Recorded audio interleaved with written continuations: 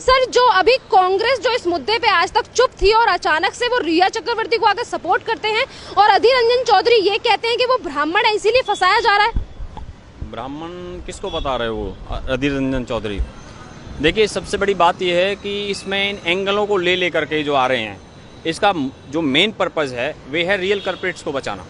आपको सबसे बड़ी बात मैं बताऊं कि कंगना का जो इशू है वो इम्पोर्टेंट इशू है, लेकिन इस ड्रग का जो मामला है वो कंगना का इशू भी उस ड्रग के मामले से ज़्यादा इम्पोर्टेंट नहीं है। ये चीज़ समझ लीजिए आप। सारे चैनल्स में जो फिलहाल चल रहा है ना, अब जी न्यूज़ वालों ने भी अनसीन वीडियो दिखाई सुशांत सिंह राजपूत के, और ये दिखाते हुए सुधीर चौधरी जी ने ये बोला है कि हमें ये दिखाना नहीं चाहते लेकिन हमें दिखाना पड़ रहा है। यानी उन्होंने एक तरीके से अपनी मजबूरी जताई है, क्योंकि उसका रीज़न ये है कि जी स्टूडियो के नाम से उनका बॉलीवुड में एक बहुत बड़ी एक कंपनी है, वो फिल्म निर्माण की कंपनी है, और जी म्यूजिक नाम की कंपनी भी है। तो उनको भी बॉलीवुड में बहुत सारा काम है जी वालों को, तो उन लोगों पे भी एक प्रेशर डाला गया है। और आपकी जानकारी के लिए बता दूं, ये जो सारे बयानात आ रहे हैं ना, आपको पता है इन सब के पीछे कौन है? बॉलीवुड की जो सबसे बड़ी पीआर एजेंसी है उसका नाम है स्पाइस पीआर, और स्पाइस पीआर के जो सीईओ हैं, फाउंडर हैं, वो है प्रभात चौधरी। वो बिहार के रहने वाले हैं, दरभंगा डिस्ट्रिक्ट के। इंग्लिश लिटरेचर में उन्होंने दिल्ली यूनिवर्सिटी से ग्रेजुएशन किया है, और उनके जो काम को लेकर के आईआईएम बेंगलोर के अंदर केस स्टडी भी है।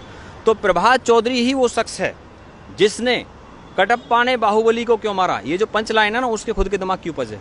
ये डायलॉग इस फिल्म के अंदर कहीं भी नहीं है। ये डायलॉग फेमस करवाने का जो काम है ना, ये प्रभात चौधरी का काम है। प्रभात चौधरी के क्लाइंट पता कौन कौन है?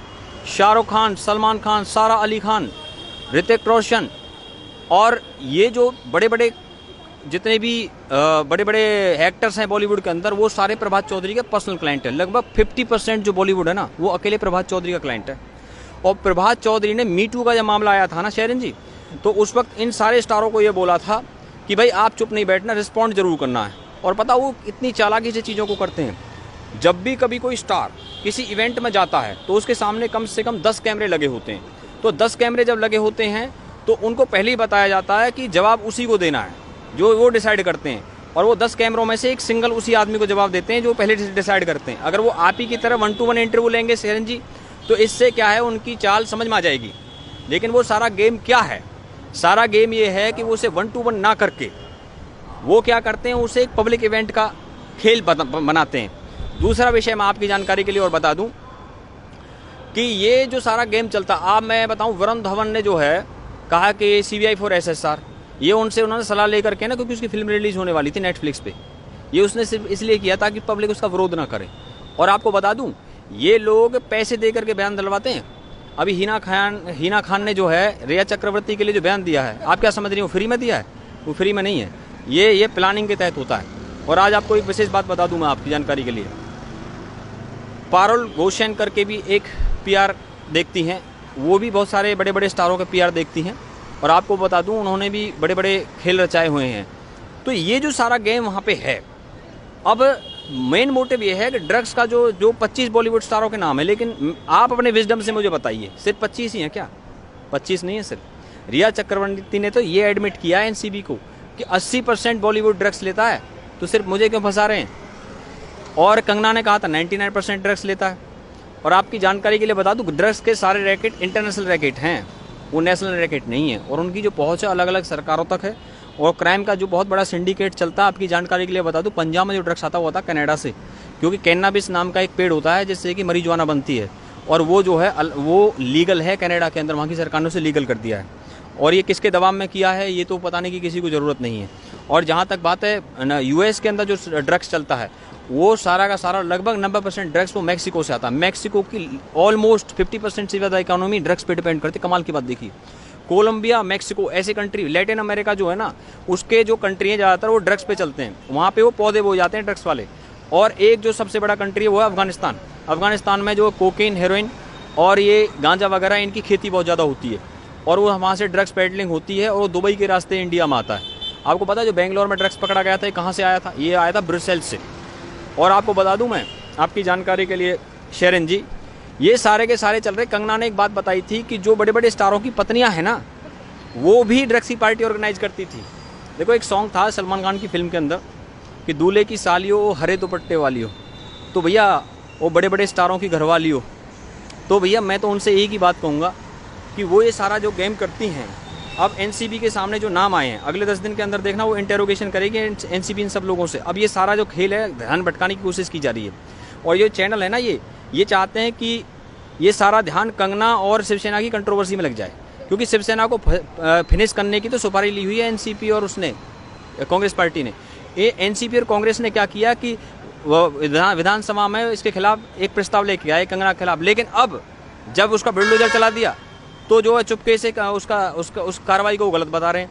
ये क्या तरीका है? ये उनकी प्लानिंग है कि इसको फिनिश करो शिवसेना को, और ताकि जो है एनसीपी और कांग्रेस मिलकर के सरकार बनाए और शिवसेना को किनारे कर दें। तो वो तो उनके गेम में फंस चुकी है, लेकिन शिवसेना निर्दोष नहीं है, मैं उससे कोई वो नहीं कह रहा हूँ।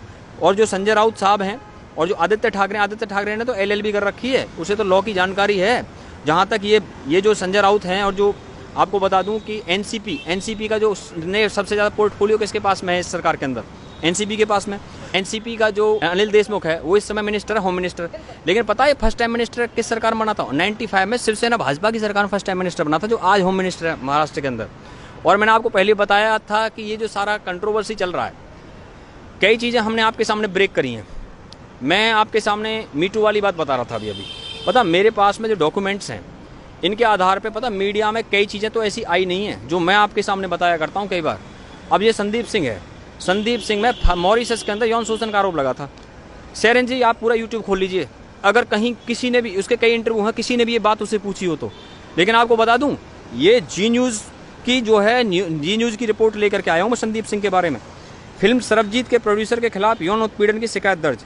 संदीप मॉरिशस में एक नई फिल्म के लिए लोकेशन देखने गए थे, ऐसे में संदीप ऐसा इसमें लिख रखा, मैं न्यूज़ पढ़ना नहीं चाहता पूरी। ये न्यूज़ कब की है? 6 अप्रैल 2018 की जी न्यूज़ की न्यूज़ है। और मैं आपको बता दूं कि मैंने बताया था इसको डिटेन किया था। इसे डिटेन का मतलब ये है कि इस पे केस दर्ज नहीं हुआ था। अब मॉरिशस की जो पुलिस है उसने इसे लेटर लिख के दिया है कि मॉरिशस में संदीप सिंह पे कोई केस नहीं है। ये लेटर की कॉपी भी मेरे पास में है शेरन जी।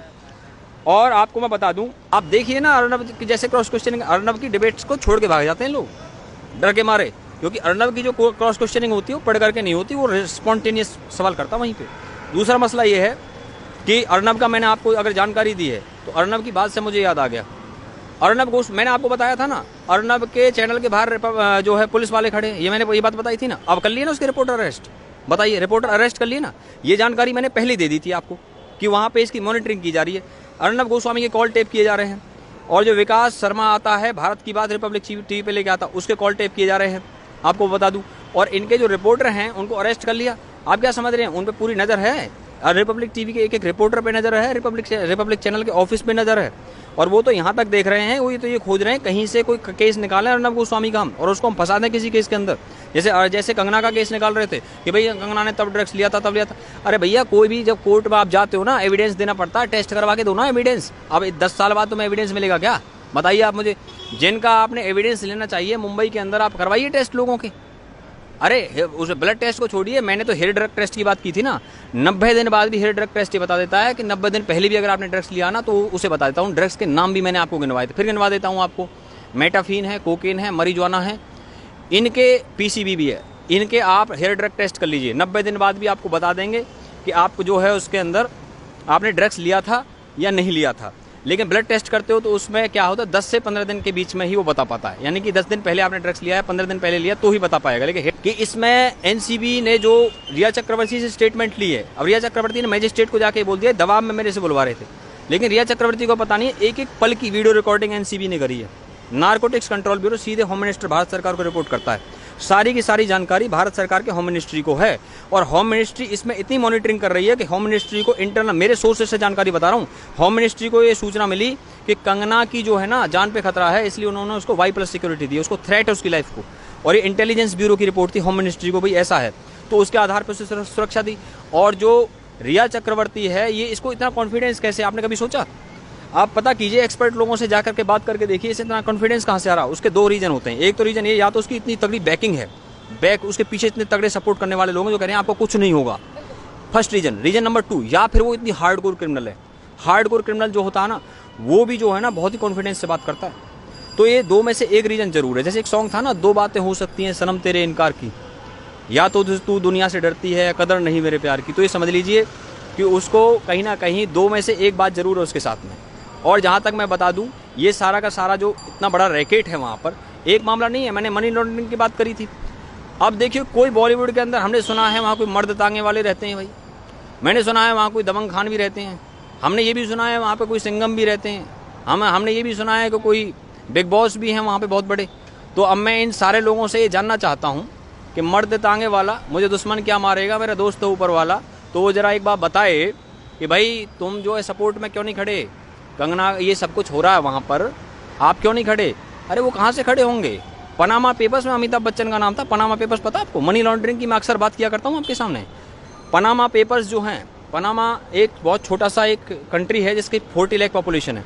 पनामा पेपर्स में वर्ल्ड के जितने जो काला धन छुपाया हुआ था ना अलग अलग टैक्स हेवंस में, पूरे वर्ल्ड की राजनीति को और पूरे वर्ल्ड के वीआईपी लोगों को पलट के रख दिया था पनामा पेपर्स ने। टैक्स हेवंस जितने भी हैं वर्ल्ड के अंदर, उनकी रिपोर्ट थी। पता वो कितना बड़ा मामला था? 100 देशों के पत्रकार एक बहुत ही गुप्त तरीके से उन्होंने उसमें रिपोर्टिंग करी थी। इंडिया का इंडियन एक्सप्रेस था उसके अंदर, अकेले इंडिया के 500 नाम पनामा पेपर्स में थे, 500 वीआईपी लोगों के। पनामा पेपर्स का मतलब ये उन लोगों ने शेल कंपनियां बनाकर, शेल कंपनी मतलब फर्जी कंपनियां बनाकर, बगैर नाम बगैर पते के उन्होंने अपना काला धन पनामा के अंदर, ब्रिटिश वर्जिन आइलैंड्स के अंदर, लिechtenstein बैंक के अंदर, स्विस बैंक के अंदर, मैं उन टैक्स हेवंस के नाम बता रहा हूँ, दुबई के अंदर छुपाया था। क्योंकि देखो दुबई में कोई टैक्स नहीं है, आपको बता देता हूँ मैं। दुबई एक ऐसी जगह है, दुबई सिर्फ सिटी नहीं है, स्टेट भी है। जैसे हरियाणा स्टेट है तो स्टेट की राजधानी भी दुबई है। और दुबई के अंदर जो इंडियंस की पॉपुलेशन है 51% है। हर सेकंड प्रॉपर्टी दुबई के अंदर इंडियंस की है। और 12% वहाँ पे पाकिस्तानियों की पॉपुलेशन है। जो अरब है वहाँ पे वो केवल 11.5% है। और उस दुबई के स्टेट का जो एमिरेट्स है, एमिरेट मतलब वहाँ का जो अमीर है, शासक है, उसका नाम भी पनामा पेपर था। अल नहयान नाम है उसका, आपकी जानकारी के लिए बता दूं। और दुबई बहुत बड़ा टैक्स हेवन है। सुब्रमण्यम स्वामी जी तो ये कहते हैं कि भारत का 43% ब्लैक मनी वहाँ के रास्ते गया। फिर से उसी टॉपिक पर आता हूँ। अमिताभ बच्चन और ऐश्वर्या राय का नाम उसके अंदर था। और उसके अंदर बड़े बड़े वीआईपी ब्यूरो, उसमें जुडिशरी के लोग थे, उसके अंदर पॉलिटिक्स के लोग थे, उसके अंदर बॉलीवुड के लोग थे, उसके अंदर जो है बिल्डर थे। किसके अंदर? Panama papers. पनामा पेपर्स में जिसमें ICIJ नाम की जो है एक इन्वेस्टिगेटिव एजेंसी बनाई थी, जिसमें 70 देशों के पत्रकार और 100 देशों से ज़्यादा के लोग जुड़े हुए थे। और वो जो है उन्होंने अपनी लाइफ पे थ्रेट लेकर के ये सारे रिवील किए थे। आपकी जानकारी के मनी लॉन्ड्रिंग, मैंने बताया था ना, आप कभी मेरे से बात करेंगी तो मैं आपको मनी लॉन्ड्रिंग के खेल बताऊंगा, किस किस तरह के खेल चलते हैं। हवाला के बारे में बताया करता हूँ आपको अक्सर, हवाला का जो सारा मामला है, क्योंकि हवाला का पैसा समुद्री जहाज के रास्ते आता है शरण जी। और पता है ये जो सारे रैकेट चल रहे हैं ना बॉम्बे में, आप क्या समझ रहे हो? ये सारे रैकेट मतलब जो है अभी से ऑपरेट कर रहे हैं? नहीं, 70s 80s में भी करते थे। जो दीवार फिल्म के अंदर अमिताभ बच्चन ने रोल किया था ना, वो रोल किया था, वो हवाला, और जिस तरीके से वो अमीर बना था 2 नंबर के धंधों से, वो हाजी मस्तान की लाइफ पे उसको वो कैरेक्टर था अमिताभ बच्चन को दीवार के अंदर। आपको बता रहा हूँ आज मैं, हाजी मस्तान बहुत बड़ा अंडरवर्ल्ड डॉन था। मुंबई में क्राइम सिंडिकेट चलता था। अंडरवर्ल्ड जो मुंबई में चला है उसके जो मुख्य सूत्रधार थे 1940 से स्टार्ट हो गया था। एक करीम लाला पठान था, पश्तून था, उसने चलाया था। उसके बाद हाजी मस्तान तमिलनाडु का था, वो बहुत बड़ा डॉन था। उसके बाद दाऊद इब्राहिम आ गए। दाऊद इब्राहिम दुबई चले गए शिवसेना के डर से, और फिर वहाँ से वो कराची, और पाकिस्तान की सरकार UAE की गवर्नमेंट उनको सपोर्ट करने लगी। बॉम्बे के अंदर ड्रग्स का काम करने लगे, और जो मुंबई की फिल्मों में पैसा लगाने लगे, रियल एस्टेट में पैसा लगाने लगे। और पता है इतना ही नहीं है, जो ये इस तरह से नाचते हैं ना, ये पैसे के दम पे नाचते हैं, इस तरह से खेल चलते हैं सारे के सारे। ये सारा जो व्यापार है, कहते हैं भाई दुबई से कॉल आ रहे हैं। रिया चक्रवर्ती भी जब यूरोप टूर पे 2 बार सुशांत के साथ ये जब गई है ना, तो वापस लौटते वक्त दुबई गई है विदाउट सुशांत के, गौर करना। इसके अलावा मैंने आपको पहले बताया 13 अप्रैल 2015 को यामी गौतम के साथ में एक इवेंट के अंदर दुबई गई थी वो। और खुद संदीप सिंह ने चैनल पे एडमिट किया है कि मैं दुबई अक्सर जाता रहता हूँ, लेकिन मैं घूमने फिरने के लिए जाता हूँ। तो जरा बताओ मिलते किससे हो वहाँ जाकर के? इसका पासपोर्ट एक्सपायर हो गया था संदीप सिंह का इसी कुछ अभी से कुछ 3 महीने पहले, इसलिए जा नहीं सका। और पता, अब जो इंटरनेशनल फ्लाइट बंद है तो ये भाग तो सकते नहीं है। और इन लोगों ने क्या है ना, इनको ये लगता है यार यहाँ से निकलें तो कैसे निकलें। और इन लोगों को अब इनको ये पता नहीं था कि ये भारत सरकार की एजेंसियां इनके पीछे लग जाएंगी। ये सुशांत का जो केस आ गया, इनकी सेटिंग मुंबई तक है। मुंबई में तो इन्होंने पुलिस से भी और सब जगह सेटिंग कर रखी सारी की सारी। और आज से नहीं है, इन्होंने पूरा मतलब जो है ना, सारा गेम सेटिंग पे चलता है और सेटिंग पे सारे खेल होते हैं। और उसमें कहते हैं भाई डन है सारा, टेंशन लेने का जरूरत नहीं है बिल्कुल भी। लेकिन मसला सारा ये जो NCB नार्कोटिक्स कंट्रोल ब्यूरो, इनको तो नाम भी नहीं पता था इस नाम की कोई एजेंसी भी होती है। ये तो इसी केस के अंदर पता लगा इस देश के लोगों को कि भाई ये क्या खेल है। और जो CBI है और जो IB है और जो रॉ है, अब मैं बता दूं आपको, 1993 के धमाके हुए थे ना मुंबई के अंदर, उसके बाद में वोरा कमेटी की रिपोर्ट बनी थी। वोरा कमेटी के अंदर जो है उन पॉलिटिक्स के और बॉलीवुड के उन लोगों के नाम हैं जिनके डी कंपनी से और अंडरवर्ल्ड के लोगों से संबंध थे। उसकी केवल 20 पेज की रिपोर्ट सामने आई है। अगर मैं भारत सरकार के आपके चैनल के माध्यम से भारत सरकार के होम मिनिस्टर से चाहता हूँ उसकी सारी रिपोर्ट को पब्लिक कर दे, धमाका हो जाएगा हिंदुस्तान के अंदर। उसके ऐसे ऐसे नाम है उसके अंदर।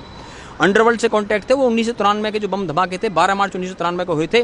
तो जो अंडरवर्ल्ड था जो ऑपरेट करता था वो 4 नामों पे करता था, ABCD, A for Abu Salem, B for Bablu Srivastava, C for Chhota Rajan और D फॉर दाऊद इब्राहिम। और ये सारे के सारे 6 दिसंबर 1992 में जो बाबरी मस्जिद ढाई गई थी अयोध्या में के बाद में, तो ये जो है रिलीजियस आधार पर अलग हो गई। कौन कौन? बबलू श्रीवास्तव, छोटा राजन। छोटा राजन जो था वो अपने आप को एक देशभक्त गैंग कहने लगा। वो बताने लगा कि डी कंपनी जो ISI से मिलकर के काम करती है, जबकि ये पहले मिलके काम करते थे। और छोटा राजन ने जो है उसको कुआलालंपुर से इंडिया लेकर के आई भारत सरकार। उसने भारत सरकार की एजेंसियों की मदद की, नो डाउट। और आपको मैं बता दूं, जब भी कोई एजेंसीज की मदद करता है, आपकी जानकारी के लिए बता दूं, क्योंकि CBI जो होती है ना वो बहुत ही सीक्रेट तरीके से इन्वेस्टिगेशन करती है। CBI और IB तो जो क्या IB और रॉ में एक डिफरेंस है। जो IB है वो तो इंडिया की जो इंटरनल इन्फॉर्मेशन उनको जुटाया करती है, रॉ जो है इंटरनेशनल इन्फॉर्मेशन को जुटाया करती है। लेकिन जब वोरा कमेटी की रिपोर्ट थी उसमें रॉ, IB और CBI तीनों ने मिलकर के सारी रिपोर्ट तैयार करी थी। NN वोरा ने, NN वोरा इस समय जम्मू कश्मीर के राज्यपाल हैं, आपको बता दूं मैं। तो वो जो रिपोर्ट थी उसके अंदर उन सारे लोगों के नाम थे। और बॉलीवुड के अंदर जो ये गंदगी फैली है ना, मैं अक्सर आपसे चर्चा करता हूँ। देखो क्या है ना, एक सॉन्ग है कि तुम्हें दिल लगी भूल जानी पड़ेगी, एक बार CBI के दफ्तर आकर तो देखो, तो तुम्हें दिल लगी भूल जानी पड़ेगी। और जितने भी सारे लोग हैं ना, पता है क्या कर रहे हैं, ये मीडिया से ध्यान हटाना चाहते हैं। अब मीडिया के अंदर भी इन्होंने पूरा प्रेशर डाला हुआ है, इनके अपने अपने लोग बैठे हैं यहाँ पे और मीडिया के अंदर घोटाले हैं इस चीज़ के। ये मत समझना कि मीडिया के अंदर ब्लैक मनी नहीं लगा और ये अच्छी न्यूज़ दिखाते हैं, बॉलीवुड के खिलाफ दिखा रहे हैं, ये 2-3 दिन दिखाते हैं उसको, लेकिन उनके फेवर में चलाने लगते हैं उस चीज़ को। और इनकी ये सारी गेम प्लान होता है। और इसमें क्या खेल है, देखो कैसे ना, जैसे वो बिग बॉस से आते हैं कि भी सारे सदस्य लिविंग एरिया में आए, तो इस समय सारा का सारा जो बॉलीवुड है ना, तो ये समझ लीजिए जो दिल्ली में बिग बॉस बैठे हैं वो बिग बॉस चाहते हैं कि सारे के सारे बॉलीवुड के स्टार के लाइन लगा करके इंटेरोगेशन हो, तो बिग बॉस ये चाहते हैं।